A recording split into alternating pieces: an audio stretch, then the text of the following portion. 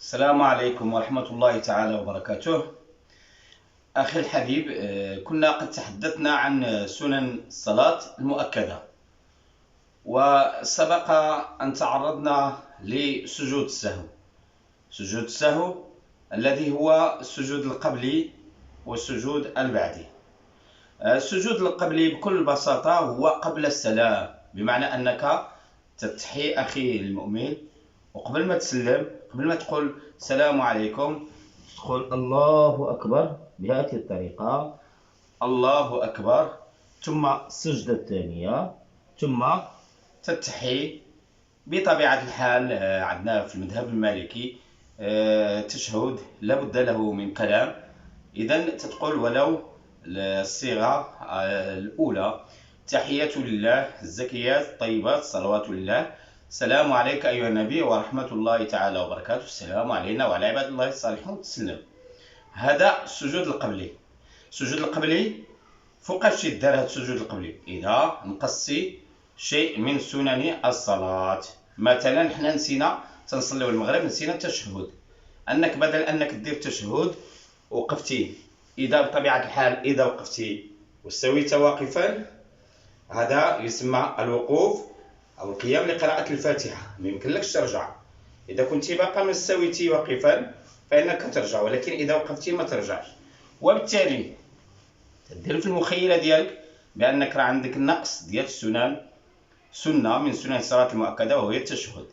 كذلك أنت واقف أخي المؤمن، الله أكبر، قريتي سورة الفاتحة الحمد لله رب العالمين والضالين آمين في الركعة الأولى، ونسيتي السورة أو الآية التي بعد الفاتحة، وركعتي محل الآن أنت في فرض، ما يمكنلكش، وتفكرتي بأنك نسيتي سنة من سنن الصلاة وهي السورة، ما يمكنلكش ترجع. نعم، إذا نسيتي الفاتحة يمكنلك ترجع لأنها من الفرض للفرض، ولكن إذا نسيتي السورة ما ترجعش. وبالتالي ماذا يترتب عليه؟ نسيتي السورة، تدير في المخيلة ديالك بأن عندك نقص سنة من سنن الصلاة المؤكدة. هذا النقص بماذا تجبره؟ في الختام تقوم بالسجود السهوي. السجود السهو هو السجود القبلي اللي قلناه الآن. كذلك في جميع مراحل السنن، إذا نسيتي، إذا مثلا أنت تصلي المغرب، الله أكبر الحمد لله رب العالمين، وقريتي سهوا نسيانا، قريتي بسرا، هو صلاة المغرب تنعرفوها صلاة جهرية. إذن هنا بالنسبة لك تترتب عليك السجود القبلي. هناك العكس، مرة واحدة فقط أو حالة وحيدة، يعني تعرفوا كما سبق وأنا أشرت إلى ذلك أن سنن الصلاة 8 المؤكدة. الحالة الوحيدة اللي فيها السجود البعدي، ونوريكم الطريقة ديال السجود البعدي. السجود البعدي وهو انتقال من درجة أدنى من درجة السر إلى درجة أعلى، وهي درجة الجهر. مثلا في الصلوات السرية، الظهر العصر، تنصلي الظهر الله أكبر، بدل أنني نقرأ بالسر قريت الحمد لله رب العالمين قريت بالجهر. وبالتالي بطبيعة الحال كما قلت لكم، إذا قرأ الإنسان الفاتحة والسورة وانتقل إلى الركوع، هو في حالة الفرض، ما يمكنلوش يرجع إلى السنة اللي هو الجهر. إذا بالتالي ماذا يترتب عليه؟ في الختام يترتب عليه أنه يدير السجود البعدي الذي هو بعد السلام، وهو الصيغة التالية: تحية الله وتتحي، السلام عليكم، لتسلم، الله أكبر، ثم الرفع من السجود، ثم السجود، ثم تشهد كما قلنا بداية، التشهد الخفيف، الصيغة الأولى، ثم تتسلم. هذا تسمى السجود البعدي. أخي المؤمن، أحببت في الختام إلى إشارة لطيفة مهمة جدا. قطع العبادة ممنوع، هذه القاعدة الأولى.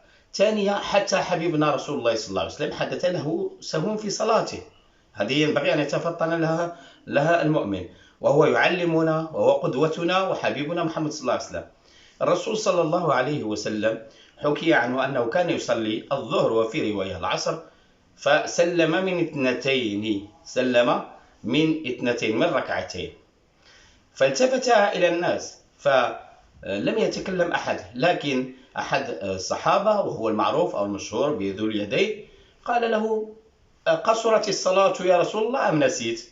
قال له: واش الصلاة ربما جاء حكم وقصرت الصلاة أصبحت ركعتين أم نسيت يا رسول الله؟ فالحبيب المصطفى صلى الله عليه وسلم التفت إلى وجوه الناس فوجدهم يوافقونه في هذا الكلام، يعني أنه نسي. فعاد الحبيب المصطفى صلى الله عليه وسلم وكبر وصلى ركعتين ثم بعد ذلك كيف يرقع الصلاة؟ فقام بالسجود البعدي لأنه زاد في صلاته. تلكم الزيادة التي التفت إلى الناس وتكلم معهم وكبر والسلام، كل هذه الزيادات تعتبر بمثابة زيادة وحدها. أحبتي الكرام، خلاصات فقهية أحببت أن نتعرض لها بإذن الله عز وجل ليتجدد موعدنا في الحلقة المقبلة بإذن الله عز وجل عن حكم فقهي آخر. طابت مشاهدتكم وشكر الله لكم جميل متابعتكم واشتراككم، والسلام عليكم ورحمة الله تعالى وبركاته.